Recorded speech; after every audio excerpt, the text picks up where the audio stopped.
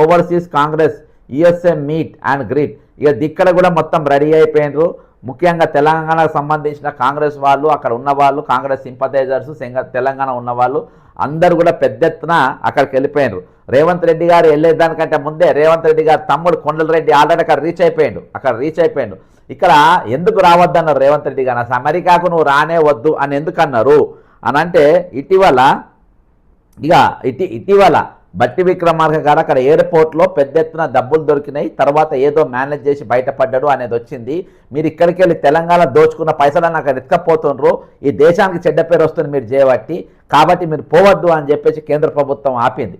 ఈరోజు ఇక్కడ ఎవరిని వదలకుండా ఇక దిగమింగిన పైసలన్నీ దాచిపెట్టుకోనికి ఈరోజు అమెరికాకు పోతూ ఉంటారు. వీళ్ళు అకౌంట్లు తెరుస్తుంటారు, విదేశాలకు పోయేదే దానికోసము అనేది ఈ ప్రోగ్రాం రద్దుతోని చాలా స్పష్టంగా అయితే మా దేశానికి నల్ల డబ్బు రానికి వీల్లేదు.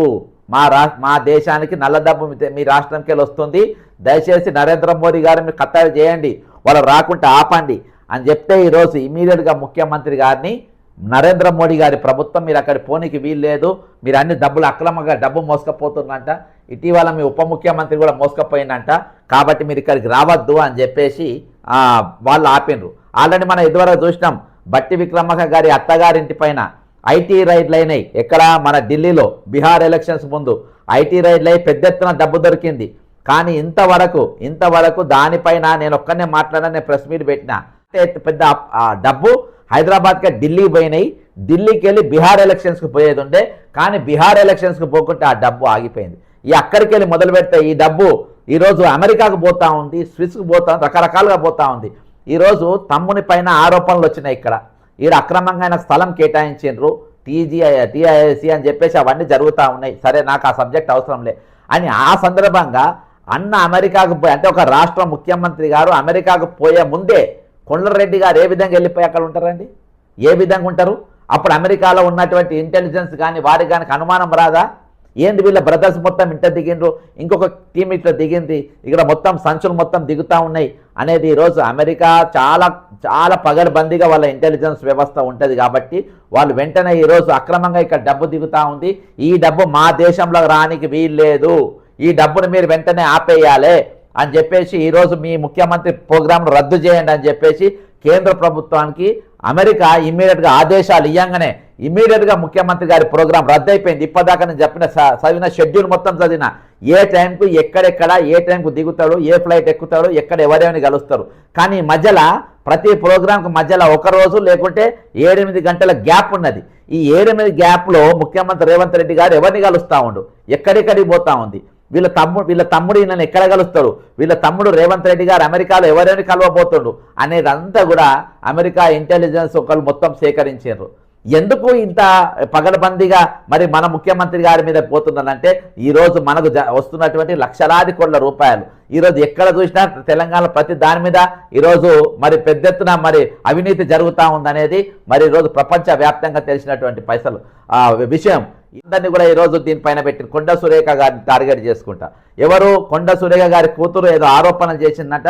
కొండ సురేఖ గారి కూతురుకి కాంగ్రెస్ పార్టీ సంబంధం లేదని వీళ్ళే చెప్పినారు. సంబంధం లేనటువంటి వ్యక్తుల గురించి ఈరోజు ఇంతమందిని పెట్టి ప్రెస్ మీట్ పెట్టాలి? ఆల్రెడీ నిన్న ఇంద్రా శోభన్ గారు, ఇంకా కొంతమంది మహిళా నాయకులు, కాల్వ సుజాత, రేణుకక్క, వాళ్ళందరూ కూడా, మా అక్కలందరూ కూడా మంచిగా కూర్చొని పొద్దున్నే పాపం స్నానం చేసుకొని తయారై దేవునికి దండం పెట్టి వచ్చి మా జక్కిని, మా అనిత, వీళ్ళందరూ వరుసగా కూర్చొని చాలా బ్రహ్మాండంగా ఎన్ని తిట్టాలో అన్ని తిట్టిండ్రు. ఈరోజు కాంగ్రెస్ కార్యకర్తలు, నిజమైన కార్యకర్తలకు రేవంత్ రెడ్డి గారు చాలా పెద్ద ఎత్తున ఈరోజు అవకాశాలు కల్పిస్తున్నట్ట, కార్యకర్తలు బాగా గుర్తిస్తున్నట్ట, కార్యకర్తలు బాగా కలుస్తున్నట్ట, కార్యకర్త కళ్ళల్లో పెట్టుకొని చూస్తున్నట్ట అని ముగ్గురు అక్కలు కూర్చొని చాలా బ్రహ్మాండంగా మాట్లాడారు. నిజంగా కాంగ్రెస్ కార్యకర్తలు చాలా బాగా కాపాడుకుంటారు రేవంత్ రెడ్డి గారు. మీరు మాట్లాడేది అయిపోయింది.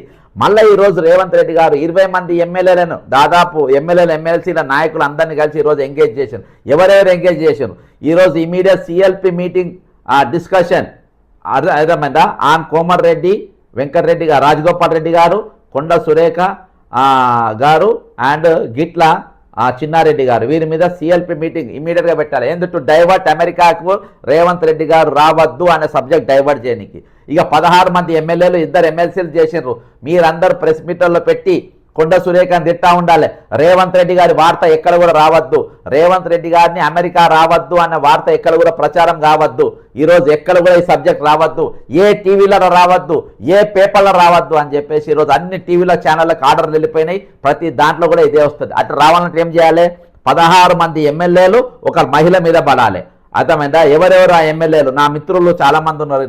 నా మిత్రుడు నాయని రాజేందర్ రెడ్డి గారు, కేఆర్ నాగరాజ్ గారు, బీర్ల ఐలయ్య గారు, మధుసూదన్ రెడ్డి గారు, రేవూరి ప్రకాష్ రెడ్డి గారు, దొంతి మాధవరెడ్డి గారు, మందుల సామేల్ గారు, వెద్మ బొజ్జు గారు, వేముల వీరేశం గారు, బుయ్యాని మనోహర్ రెడ్డి గారు, కూచుకుండ్ల రాజేష్ రెడ్డి గారు, బత్తుల లక్ష్మారెడ్డి గారు, బాలు నాయక్ గారు, వీళ్ళందరూ ఏం చేయాలి? వీళ్ళందరూ కలిసి ఇప్పుడు కొండ సురేఖను తిట్టాలి. వీళ్ళ పని ఏంటంటే వాళ్ళని బాలు నాయక్ గారు ఇక మంచిగా చెప్తా మీకు.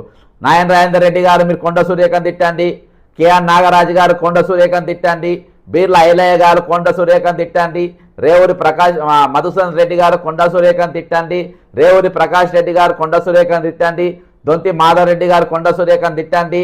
ఈరోజు మందుల సామేల్ ఎమ్మెల్యే గారు కొండ సురేఖను తిట్టాలి. కుంభం అనిల్ కుమార్ రెడ్డి గారు మీరు కొండ సురేఖను తిట్టాలి. చిక్కుడు వంశీకృష్ణ గారు మీరు కొండ సురేఖను తిట్టాలి. ఎమ్మెల్సీ వెంకట్ నరసింహారావు, బల్మూరు వెంకట్ మీరు కూడా తిట్టాలి. బసవరాజ్ సారయ్య గారు మీరు అందరూ తిట్టాలి. ఈరోజు ఒక మహిళను తిట్టడానికి ఇంతమంది అవసరమా సార్? ఇంతమంది అవసరమా? ఇంతమంది ఎమ్మెల్యేలు అవసరమా ఒక మహిళను తిట్టడానికి? షోకాజ్ నోటీస్ ఇచ్చిండ్రు, ఆమె ఆన్సర్ ఇచ్చుకుంటుంది కదా, ఆమె ఆన్సర్ ఇచ్చుకుంటే కదా. అది మరి దేనికోసం పెట్టిండ్రు?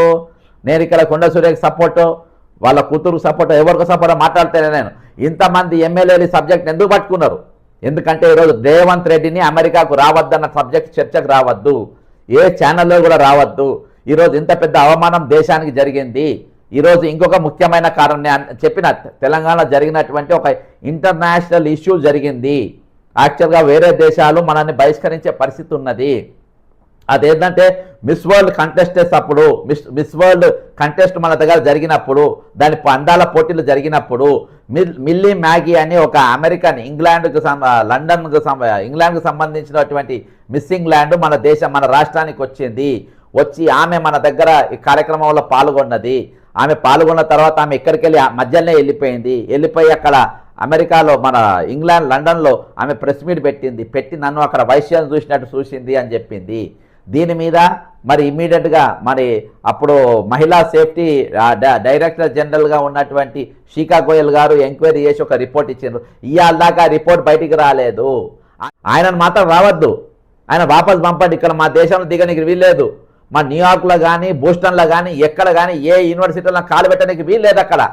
ఇవాళ అక్కడ విద్యార్థులను చంపుతున్నాను. 97వ జీవో తీసుకొని వచ్చి పాలిటెక్నిక్ విద్యార్థులను వాళ్ళ విద్యార్థిగా మీరు రీసెర్చ్కి పనికిరారు, ఇంజనీర్లకు పనికిరారు, మీకు ఫీజు రియంబర్స్మెంట్ ఉండదు, ఇక మీరు పోయి స్కిల్ యూనివర్సిటీలో జాయిన్ కానీ, మీరు అలా వేరే పనులు చేసుకోండి, ఈ పనులు చేయొద్దని చెప్పేసి ఈరోజు ఇక్కడికి వెళ్ళి కట్ చేసినటువంటి పరిస్థితి. వాళ్ళ ఉసురు దాకింది. ఈరోజు పేరు చెలగబడినాడు, సస్పెండ్ చేసినవాడు ఎవరు? ఇదే చిన్నారెడ్డి. ఈరోజు నా ఉసురు దాకా ఏమైంది చిన్నారెడ్డి?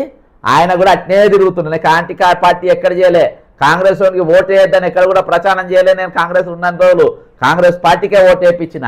ప్రతి కేఆర్ నాగరాజు గారిని అడగని, రూపాయి లేకుండా నా పైసలని ఖర్చు పెట్టి ఒక ఛాయ్ పైసలు కూడా తీసుకోకుండా నేను పనిచేసిన. నాయన రాజేందర్ రెడ్డి గారిని అడగండి, ప్రెస్ మీట్లో కూర్చుండ్రు, నేను ఎంత నిఘంటుతో పనిచేసిన. ఝాన్సీ గారిని పోయి అడగండి, ఛాయ్ తాగకుండా పోయి అక్కడ నేను పనిచేసిన. ఒక కాలుకు బల్పం కట్టుకొని నేను పనిచేసిన, ఎక్కడ ఆశపడకుండా. ఇవాళ కూడా నేను అదే సమస్యలు ఎదుర్కొంటున్నా. కానీ ఎవరిని ముఖ్యమంత్రి ఆ హక్కుతోనే నేను చెప్పిన, దయచేసి రేవంత్ రెడ్డి అనేటువంటి ముఖ్యమంత్రి చేయొద్దు, కాంగ్రెస్ పార్టీకి మంచిది కాదు, కాంగ్రెస్ చరిత్రలో ఇటువంటి ముఖ్యమంత్రి చేసిన పేరు ఉండదు అని. ఈరోజు ఏమైంది? నేను చెప్పినో అదే జరిగింది, జరుగుతుంది. ఏది చెప్పినో అదే బాజాబ్తా బ్లాక్ మెయిలింగ్ పాలిటిక్స్ జరుగుతూ ఉన్నాయి. ఈరోజు బ్లాక్ మెయిలింగ్ పాలిటిక్స్ జరుగుతూ ఉన్నాయి.